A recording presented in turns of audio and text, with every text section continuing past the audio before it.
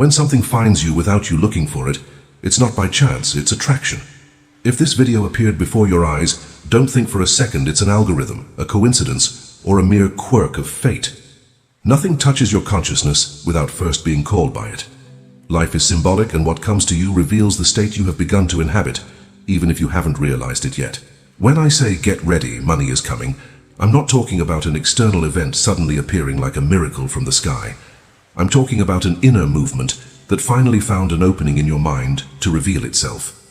Money doesn't travel in space, it travels in consciousness. It doesn't come from outside, it's born from within. And when you start to align with the state of receiving, you begin to see what was already yours, but was hidden by your old way of thinking. People live as if they are victims of fortune, waiting for life to hand them something they never claimed as their own. And that's why they grow tired, frustrated, and stuck in repetitive cycles. They don't realize that reality doesn't respond to their requests, but to their state. Asking is a sign of absence, assuming is proof of possession. While you ask, you affirm you don't have. While you seek signs, you declare you doubt. While you await external changes, you internally reinforce that you still don't believe. All transformation is born the moment you decide to abandon the old state, the state of lack, anxiety, waiting, and begin to inhabit the state of silent certainty. That is where everything begins. You are not here to try and discover how the money will come, because that is not the task of reason. The only thing that truly matters is, what state are you assuming now? Do you perceive yourself as someone who receives, or someone who begs? As someone who manifests, or someone who awaits permission? Life cannot deliver to you what you do not accept internally. It can only reflect what you become. And perhaps for the first time in a long time, something within you has begun to change. Something that said, enough. Something that whispered, my time has come. Something that finally dared to believe you deserve more. And that is why this video found you. I come as a reminder, not as something new. I come to tell you that you don't need to prepare to receive money in the future. You need to prepare to recognize it now. Abundance is already present, but your state needs to allow it to be seen. When you change within, everything around you reorganizes. When you align with the desired outcome, the means present themselves. The physical world bows to the one who has finally understood their true position, that of a creator, not a beggar. Everything is ready. Everything already is. All that's left is for you to assume the place that has always been yours. Sometimes change begins the moment you simply admit to yourself that you are tired of living in wait. It's not a shout, not a grand gesture. It's a silent, almost imperceptible, but decisive choice. It's when you realize that everything you sought out there never started out there. And this leads us to the first principle, assuming you already possess what you desire. At first glance, this seems too simple, almost naive, but that is precisely where the power lies. Because reality doesn't respond to what you want, it responds to what you are. And being, in the spiritual sense, means internally assuming the state of the wish fulfilled, even if nothing external has changed. Assuming is not superficial imagining, not repeating ready-made phrases, much less forcing positive thoughts. Assuming is an act of identity. It is internally dressing yourself in a new condition. It is feeling, in such a natural and intimate way, as someone who has already received. When you truly assume, desire ceases to be a request and transforms into a conclusion. There is no more anxiety, because the one who already has does not fear. There is no more hurry, because the one who already possesses does not wait. It is such a profound change that even your breathing seems different. Your self-perception changes, and with it, everything the world reflects changes. That is why so many never manifest what they desire, because they continue to perceive themselves as someone who tries, seeks, waits. They don't assume, they ask. And asking spiritually is declaring absence. Every time you say, I want money, you are affirming that you don't have it. But when you assume the state of someone who already possesses abundance, something changes immediately. Not in the external world, but within you. And that within is the only place where manifestations truly originate. Scripture already said, to those who have, more will be given. And few understand that having refers to the emotional state, not material possession. If you feel you have, the universe expands. If you feel you lack, the universe echoes that lack. Assuming the desired state is a return to your true role. It is stopping trying to convince reality and allowing it merely to obey. You don't need to fight, chase after, or beg. You need to align yourself with the outcome. It's like placing yourself in the correct position within an existing pattern. Money, opportunity, prosperity, all of this is already available, just waiting for you to become the right recipient. When you assume, you no longer ask when, because time ceases to be an obstacle. The desire is already fulfilled within you, and the physical world will merely follow the movement of the unseen. Assuming is the first step, because it is also the final step. It is the alpha and the omega of conscious creation.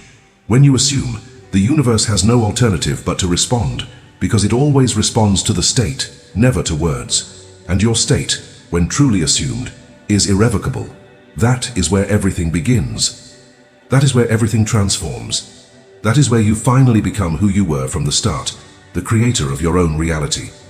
True conviction makes no noise. It asks for no witnesses, seeks no confirmation, and awaits no applause. It simply exists, firm, solid, like a silent rock amidst the wind.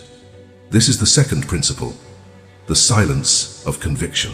When you assume something internally, the first proof that you have truly assumed it is precisely the fact that you no longer feel the need to chase after signs or explanations. The certainty becomes so natural that you stop looking for external evidence, because the greatest evidence already lives within you.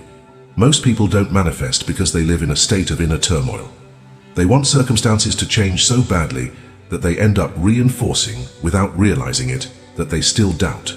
They look for repeating numbers, specific words, coincidences, as if the universe needed to send messages to assure what should already be resolved within. Conviction doesn't need signs, it is the sign. It is the final point of creation, because when you truly believe, the search ceases. And when the search ceases, the state stabilizes. And when the state stabilizes, manifestation approaches with absolute precision.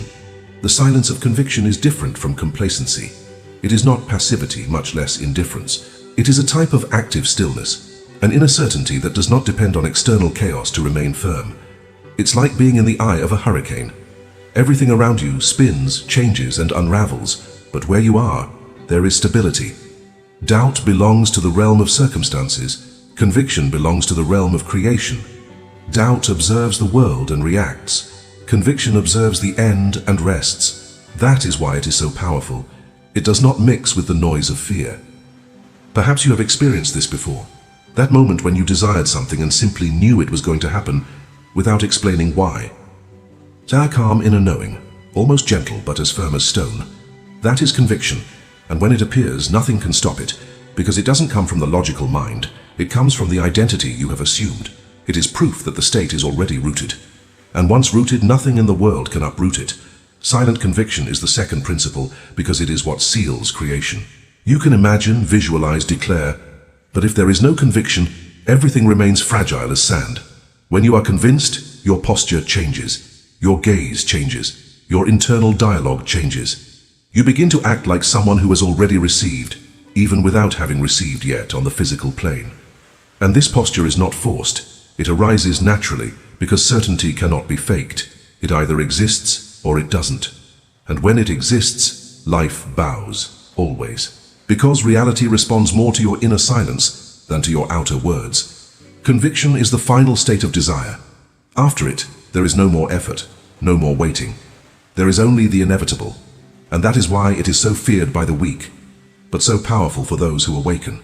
Emotion is the breath of creation. Every state you assume only comes alive when it is fed by feeling.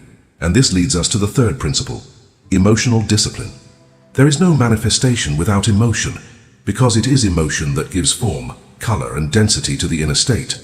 The mind can imagine, but it is the heart that confirms. And that is precisely why so many people spend years desiring, studying, repeating affirmations, and still don't get anywhere. Because emotionally they remain connected to the old state. They hold on to fear while asking for abundance. They feel lack while visualizing wealth. They carry anxiety while pleading for change.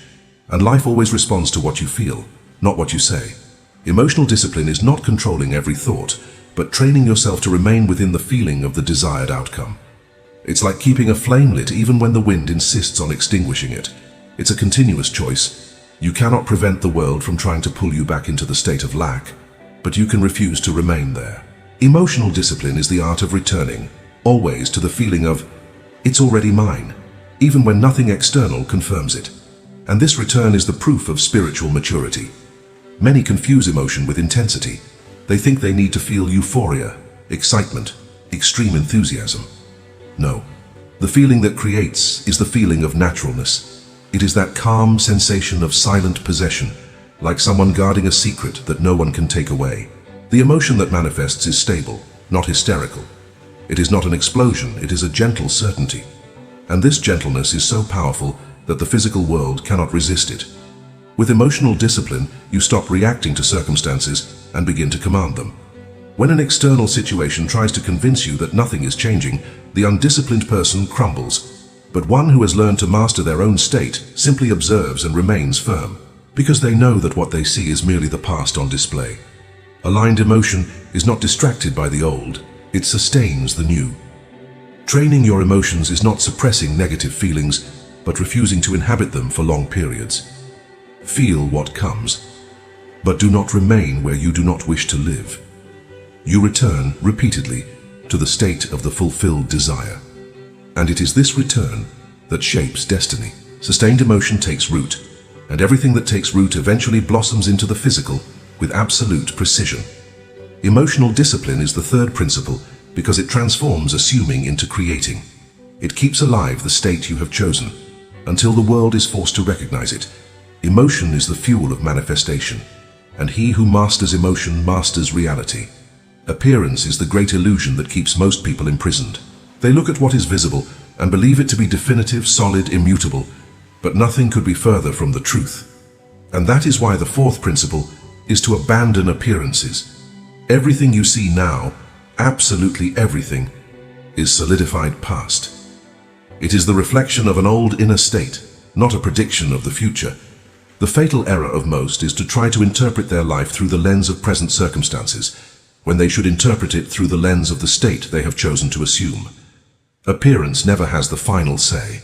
It merely reveals the echo of what once was. Abandoning appearances is not denying reality, but denying that it has authority over you. You can look at overdue bills, lack of opportunities, temporary limitations, but you must not allow this to determine who you are. When you are swayed by appearances, you return to the old state. When you remain above them, even amidst chaos, you seal the new state. True creation happens precisely at this point, when everything external says no, and you respond with a silent, "It's already mine."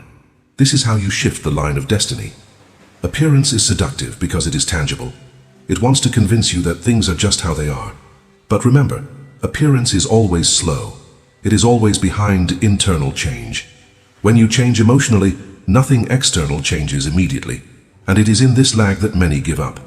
They don't understand that the physical world is just the last stage of the process. Change begins in the unseen, gains strength emotionally, is structured in the state, and finally materializes. But those who live reacting to what they see never arrive in time to experience what they have created. Abandoning appearances is having spiritual vision. It is knowing that the visible is a shadow, not the source. You don't need to be deluded by bad circumstances, but you need to reject the idea that they have power over you. The inner state is the only sovereign. When you disregard appearances and remain firm in what you have chosen, something extraordinary happens. Reality is forced to reorganize itself. It has no choice, because the physical world does not command, it obeys. This demands courage, yes. It demands maturity, it demands trust, it demands understanding. But it is precisely this strength that separates those who live reacting from the conscious creator. Every manifestation goes through a moment where circumstances seem not to correspond. And it is at that instant that you need to remain unshakable. Appearance tries to intimidate you. The state frees you. When you abandon the power of appearances, you become dangerous to the old world, because it realizes it can no longer manipulate you. Abandoning appearances is the key to definitively breaking with the past. It is looking the world in the eyes and saying, "You are just an echo. The command is within me." And when this truth takes hold, nothing can stop what is coming.